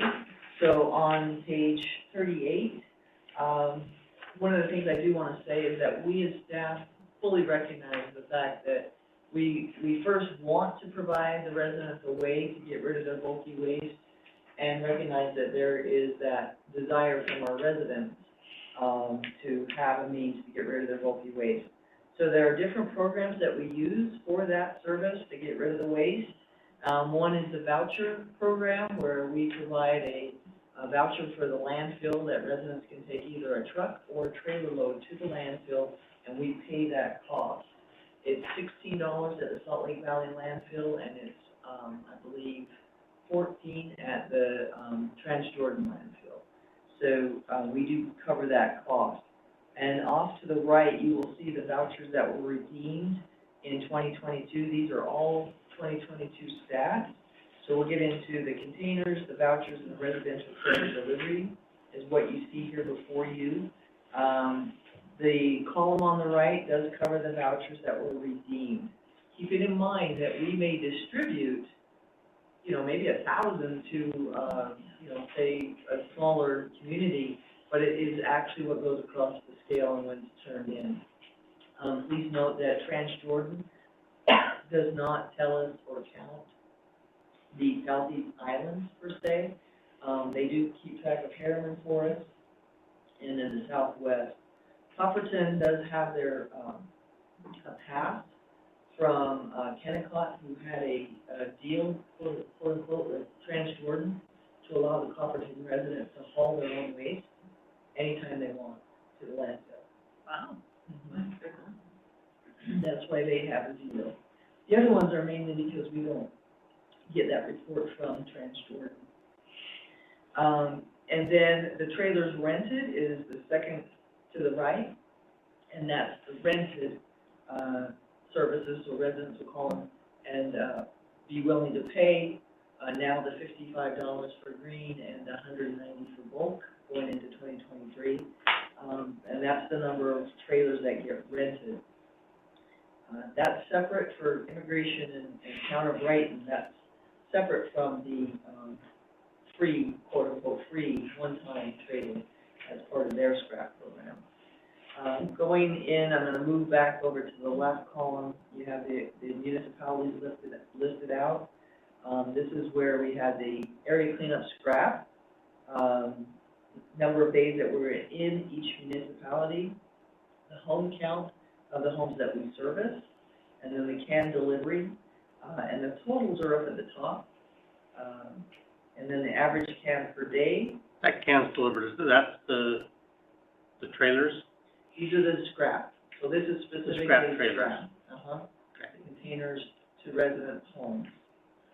And then we have the ratio per home and the total tons. And when we get into the next page, you'll see that there's been quite a difference in tonnage as we've had to reduce the number that we can deliver every day based on staffing. The outstanding cancellations are there. I'll let you absorb that for a minute. Willow Creek. Pam? That's huge. What are they doing, concrete? Eric, did you have a question? Yeah, I did. I'm looking at the average cans per day. What drove up average cans per day in Murray over the other areas, and how were we able to sustain that if we were trying to limit because of drivers? You know, and I have to apologize, I have a feeling that may be an error, is that correct? You see, I mean, you can't see it, can you? It shows 120 average cans per day in Murray, where everybody else is around 70, 80. Yeah, so apologize, that's an error. Okay. I think we're into the next page, that might be a little, no. Yeah, the next page would be a little more accurate, I believe. I hope. I apologize, I didn't catch that. What is the outstanding? Outstanding are the ones that we were not able to accommodate, Requests that you had that we could not take care of, yes. So how many average tons does a trailer hold? Apparently in Willow Creek a lot more. Yeah. So for the container themselves, they can hold up to about 4 tons before they get a little too much, if I'm correct on that. But on the average, it's really right around the 2 tons on the average. See what I mean? 1 ton average? So we could be filling them up a whole lot more. Yes. Okay. So I apologize for some of those stats being off and I didn't catch that. Let's go to page 39 and look at again, the left column. This is totally 2022, and this is the scrap and trailer reservation for the canyon. So this is totally just the seasonal container reservation services that we provide. And again, for the canyons, it's a one-time residents can call and reserve a trailer to be parked on their property. So when we changed in 2020 to move away from the containers in the street because we didn't have enough staffing, and with the pandemic, we needed to make a change. So we had a model in place with the trailer reservation in the canyon. So we thought maybe we could, roll something out that would be district-wide related to that and use the containers to model that. Was it perfect? No. Does it meet the demand? It doesn't, but does it meet the need? And that's the question we're trying to answer. Understanding that the old way of doing things, the traditional program, really never met the demand either. And I just want to make sure I frame that. It did some places, and other places it was drastically insufficient. Yes. Okay, so on the left side, we have the municipalities listed out. The next column is the number of homes that we service, number of days that we were in the area for 2022, number of reservations. I know it says desired, I think we should say requested on that. We were, as staff, trying to figure out what was the best word to put in there. But those that we received requests, and then the total receiving containers, so how many we were able to actually deliver, the number of requested, containers that we were not able to, provide, or the number of requests not able to provide. And then total, and David and Sione helped with these percentages over here. We can say requested, not serviced, I think is a statistic that we need to let you take a look at. And then the percent that was on the waiting list that we're not able to accommodate. I included that one because that was included in stats previously. I didn't want that to just disappear. That's the second from the left, or, left. Or from the right, sorry. So, and then the tons collected. So if you look at the tons, on that particular page, 6,400 roughly, we move into page 14, we can look at the difference in tonnages. So I think this tells a story. I know that those other two pages could be a little overwhelming, but on number 2, where it says staffing containers delivered in tonnage comparison, I think this is where a story is told. As you know, in 2020, we had to reduce the number of weeks that we provided this service because we started late. We needed to make adjustments and try to get enough staff on board, and then shift how we were going to deliver that service. So you see the staffing at the top. Staffing CDL drivers in 2020 with 22 weeks of delivery, we had 12 part-time seasonal staff, and we pulled over 2 FTEs on a regular basis. We had a total of 14 total drivers. Containers delivered was 9,500. Tons collected was 8,800. To get into 2021, we increased the number of weeks because it was basically during the regular time frame. 12 part-time, 2 seasonal, again, 14 drivers, with the ability, that's when we launched the GPSs in the trucks to try to help drivers find the addresses easier. So we did increase the number of containers that we delivered to 11,700, and then the total tons was actually a little less, which is interesting. In 2022, with 25 weeks, we had 5, notice the difference, 5 part-time seasonal staff, CDL drivers, we were able to recruit and retain through the season. And understanding that that 5 could be different people as the season progressed, we're able to recruit bus drivers when school's out, and then they leave us again in August. So it's a challenge. So we had to pull over 6 FTEs for a total of 11 drivers. We delivered 9,600 cans and had a total of 6,400 tons. So if we look at that, I think that answers the question and tells the story. We can, based on the number of staff that we have, really does depend on the number of containers we can deliver. The number of containers will dictate some of that tonnage, but it also depends on the usage. How much are residents using the cans? Paul put together number 3 with the direct costs, which I really appreciate. I think it does. You have some notes there. I don't want to steal your thunder. Go ahead. What the schedule for 2023 is? What is your It is on personnel? Well, plan? okay. Well, you want to jump to that? Oh, the traffic coming? Okay, Yes. well, I'll wait. So here, we've looked at this before, and I just updated it. These are the direct costs that relate to the scrap program. And then also, in addition to the part-time labor, I've allocated the FTEs into these costs too. Like Pam said, we had really about 6 FTEs that worked in scrap during 2022, and so I looked at the average wage for the FTE driver, equipment operator, and added benefits and added them into here. And so this just shows overall kind of the trend on the direct costs. And you can see just a couple things for the rental vehicles. It went down significantly in 2021, and then it increased.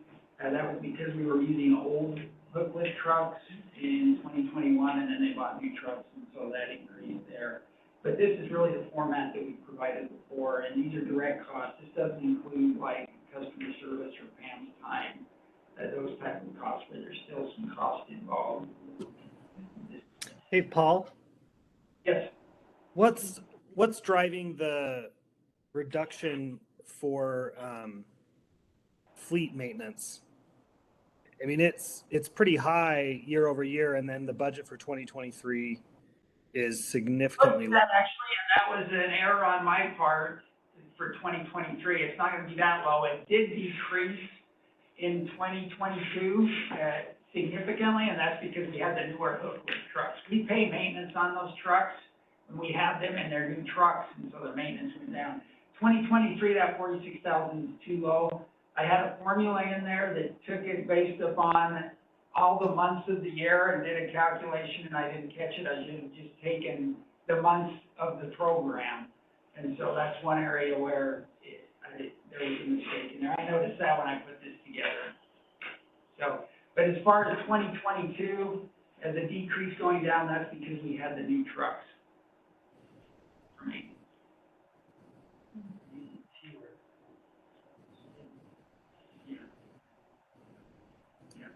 And Pam said we're using fewer trucks too, which is true. Those are the ones we share with the county? Yes, so we reduced the number that we are gonna lease from the county. We went from 16, which was a historical number, but since we don't have enough employees to fill the seat, we're reducing down to 10.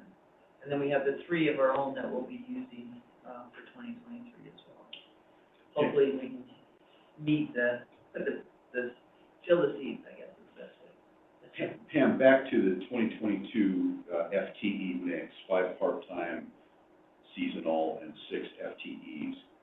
That was, am I correct in assuming that was, we took the best we could get? In other words, we might have hired more seasonal, but that was all we could get. Correct. Is that correct? Yeah, desired for this particular way of running the scrap program is at least 18 CDL. And so, yeah, we haven't, as you can see, we have not hit that. And prior, in the year 2019, we had an average of 10 vacancies for full-time drivers and 10 for scrap.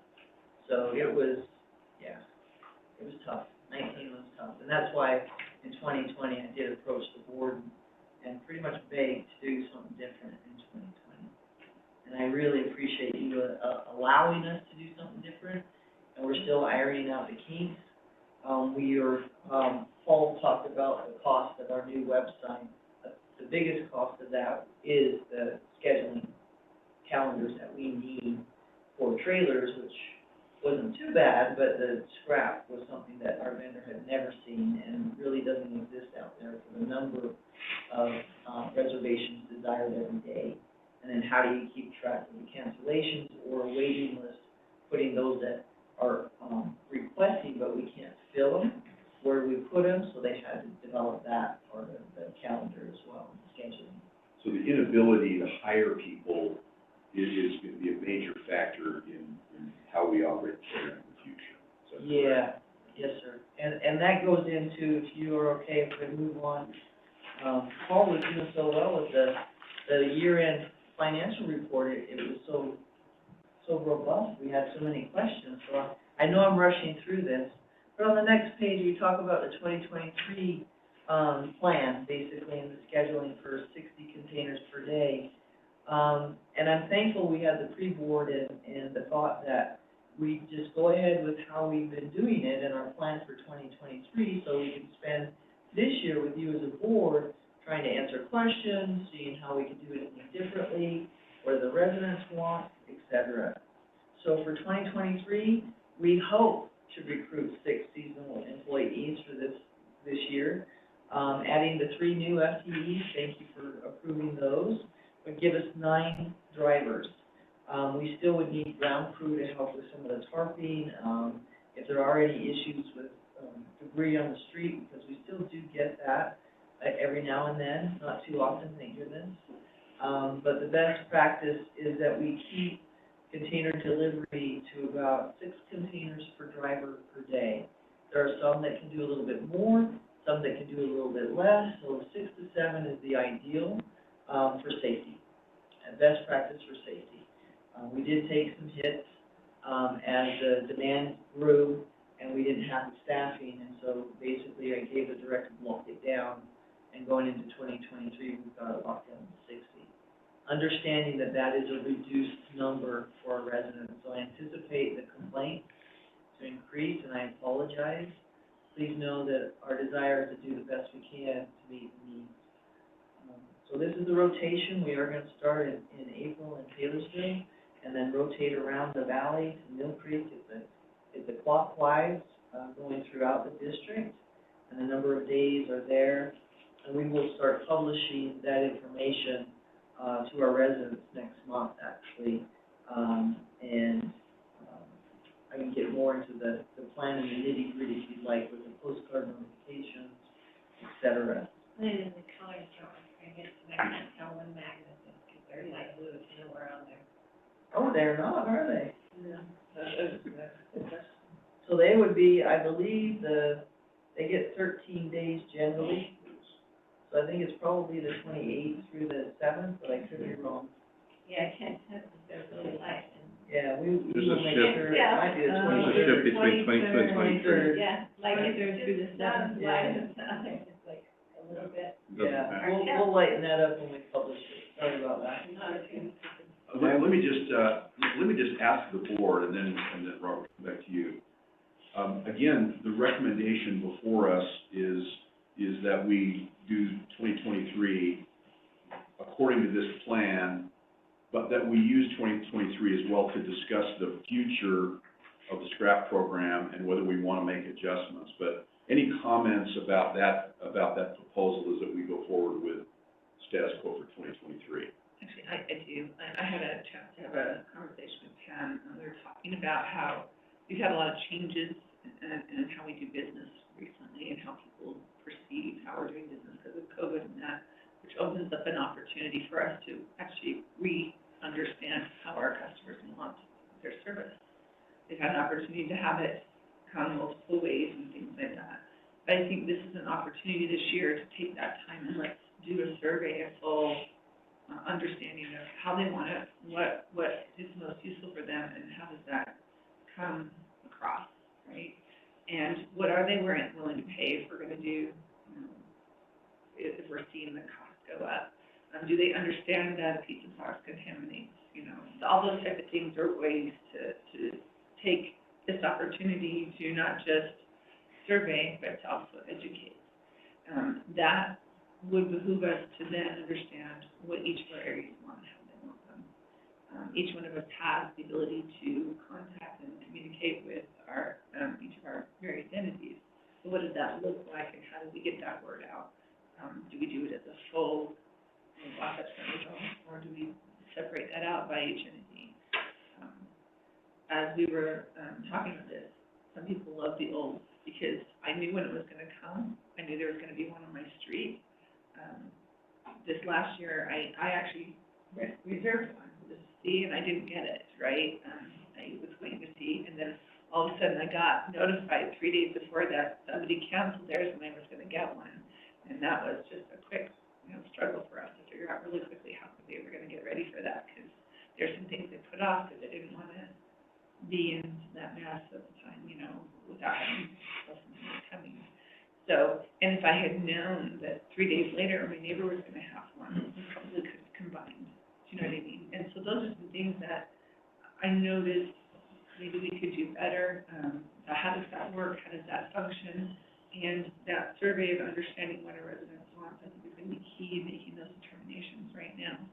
And I would suggest maybe even set that money aside to do just that, an actual statistically valid survey, not a Facebook or not a, but a statistically valid survey, and some focus groups to be able to do that. I think ultimately it'll give us a good idea of how services are desired and wanted, and what is the new norm for this, because everybody's thinking has changed in that time. That's a great idea. Other comments on what we're proposing, and that is to do scrap status quo as we've been doing it, use this year to survey and come up with other plans, other ideas or thoughts. And Robert, you may have was this something you want to comment on? Yeah, I just want to mention for the canyons, I wonder if there's a way for us to maybe have a couple of cans. In our case, we've got a lower dumpster location for a residential neighborhood and then an upper plane crest. I wonder if there's a way to get maybe a couple of them that just get rotated out once a week. And if we were to notify the entire canyon that those are available, otherwise we do get bombarded and the dumpsters we have there get overfilled often. So if we had a communication and a way to accommodate maybe 4 cans for duration that says, hey, this is our scrap, because we're such a large and wide, expansive, neighborhood, community. If there was a way to maybe allocate 4 cans for 3 weeks or something like that and notify residents, that might be a really good way to just help alleviate the dumpsters that are getting overloaded. And that's because the streets are so small that the sidewalks can't get into. And I think that was part of one of the thoughts that came forward was to have, somewhere that there were central sites. Yeah. On page 42, it goes into some ideas that came forward. Central sites such as parks or, in the canyon, is there gonna be a designated spot rather than in the residence driveway? So that would speak to that piece. Yeah. And then there's consideration for you as a board to look at, and then as far as cost, we don't know right now. But if you're okay, if we can proceed with the canyons as well, in 2023 at least, with how we've been doing it, there is some considerations to think about with central sites.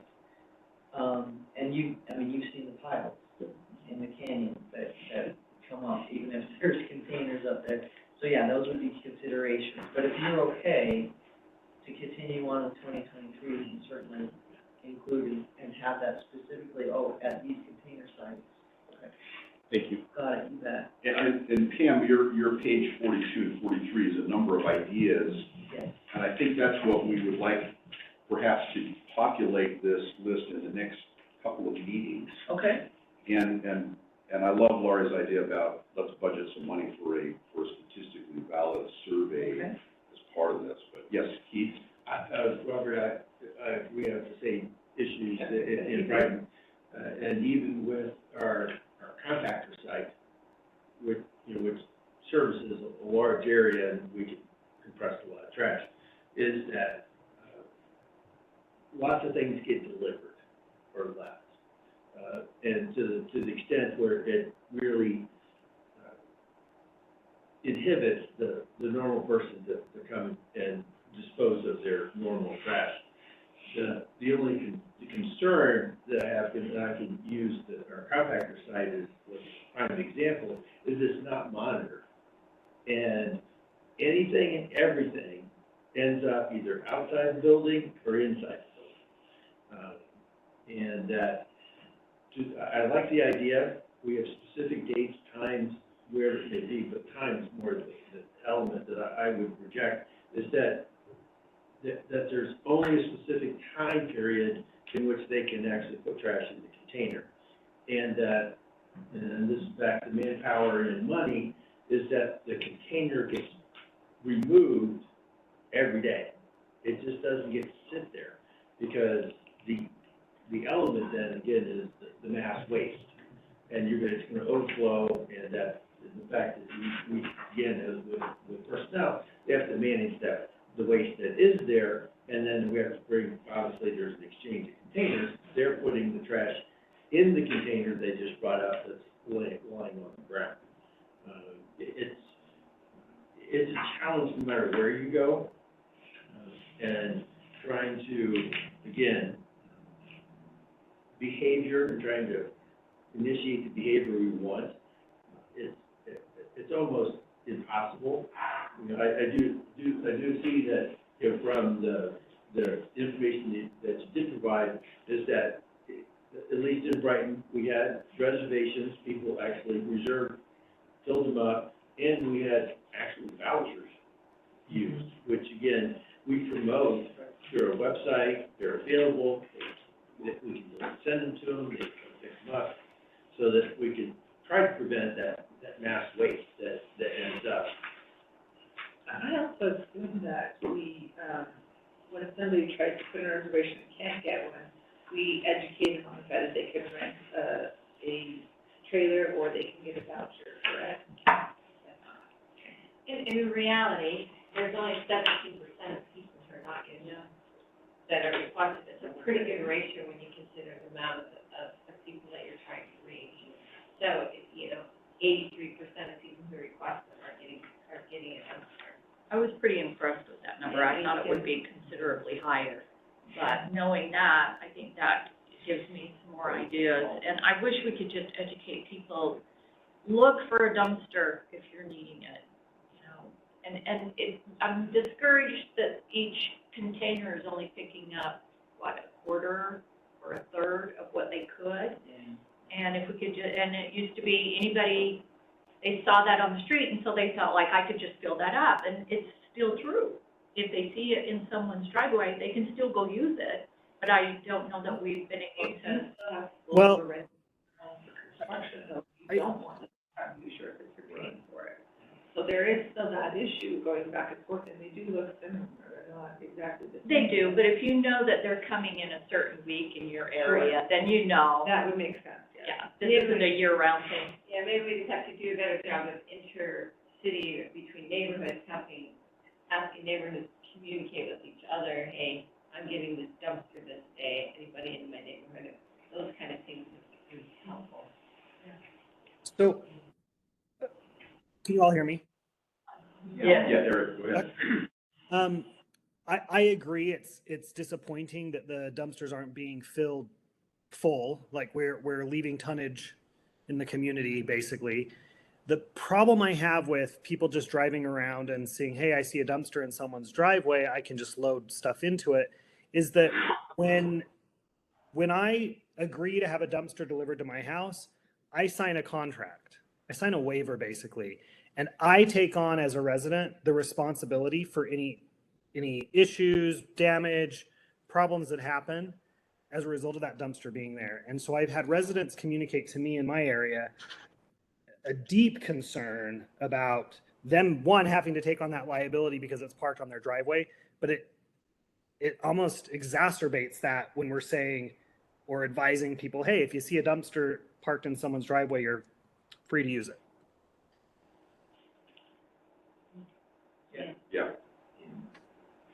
When they start bringing toxic chemicals and cans and stuff into your dumpster, which I actually had last year. I saw the guy doing it, I'm like, you can't do that. I made a mistake, if I happened to be home, then I could have been in trouble with her. Yeah, so I can, in the interest of time, I can, bring these back, these ideas that were brought before us, and maybe fine tune a little bit about what it would take for us to do these scenarios. And again, some of the costs are gonna be really unknown at the time. I guess we could just look and see how many people would we need, and that would, you know, determine the labor and then the fuel costs and so forth. We'll do the best we can on those. I'd suggest those 2 pages expanded with your notes from this input be a major topic of discussion at our next couple of meetings. Yeah, I love pros and cons too. Here's Okay. some pros to this, and here's some big cons, because you're gonna know a lot of insights on some of the cons, why they wouldn't work. Just opinions, obviously, but helpful. Yes, thank you. All right, thank you, Pam. I don't think we have a closed session. No. Other board business, we have time set aside. Any other board members have any topics they'd like to share? I do have one quick question. What happened to the food waste? I've heard it for a while. Yeah. Everyone's cleaning their plates now. We can certainly get with Momentum and see where they are on the food waste. We're still not, basically enlisting with that and contracting for that service. But yeah, we'll have a report back. That's a great question. Yeah. Two quick questions, comments. How did the Christmas tree removal exercise go, and any lessons learned, anything we can share with our communities? Well, Gail is not in here. She's the one that manages that service, but from what she reports, we have, I think, close to 1,700 trees that are being collected. we did make a change of, where we deliver those trees, instead of going all the way out to the Salt Lake Valley landfill, where they were gonna charge us $22 a ton, we're delivering those to the Diamond Tree, 500 West and 3300 South-ish, at a lower price, so it's $25 a load. So our team does a great job in loading the trailers, and then if they can, they'll unload the trailer into the rear loader, and then have one big load go over there. So she's doing a great job managing that. But there are a lot of trees out there. It is best if residents call or go online and ask for their tree to be picked up, just so we make sure we don't miss it. I know, board member Sharkey's tree got buried, and so our drivers may have gone by and didn't see a tree. So luckily, when the snow melted, she was able to discern that it did get picked up and call again or, get online again and let us know. And it's a really dirty tree. Yeah. That cast off from the plows is not Clean at all. My second comment is I received positive feedback on the text reminders of last cleanup. Oh, good. So that's a once a month pickup, and much appreciation that we go out of the way to send that reminder so that they can bring their glass container in. Cool. Yes. We were doing that. Great job. Contract. Right, anything else? All right, if not, for the next meeting, we'll have general managers' reports, open and public meetings, annual training. We're really excited about that. Yeah. HR policies, annual review, and then, of course, we'll continue scrap discussion. So with that, I'll take a motion to adjourn. So moved. Second? Second. So seconded, all in favor? Aye. Aye. All right, we're adjourned. Thank you, everybody. Thank you. Thank you. Well, we can't stick around and on that 3 or 4 times. If you have to, vote against the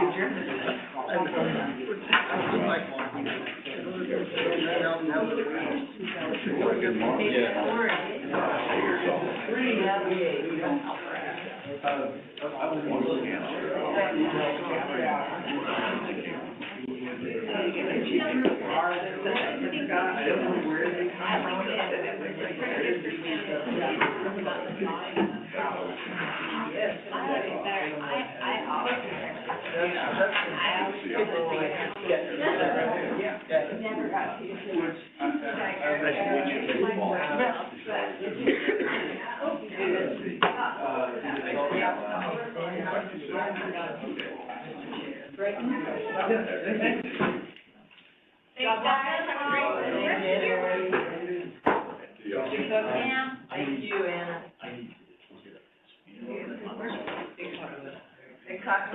Sorry, do you want to dance? Can I do that?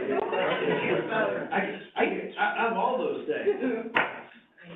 Well, the Lord, Yeah. but, but I know that those personnel make this work, what the suggestion you have. Oh, yeah, the 15 homes that belong, yeah, they don't appreciate the service if they don't have any skin. No, yeah, I think you should, right? Even if it's Joe, still know how to get found that out. Yeah, swimming lessons, sign up all the kids, all of the lessons you have. Just make you charge them $5 a head. They show, They're there. or they can't. Right. Yeah. Thank you, I appreciate that perspective. Oh, let me stand up. I saw this, I know. You're welcome. Thank Any you. other good to see you? Want to share that? Yeah. Good to see you. Forward to you, but. Yeah, we did, you guys out there, something like, something.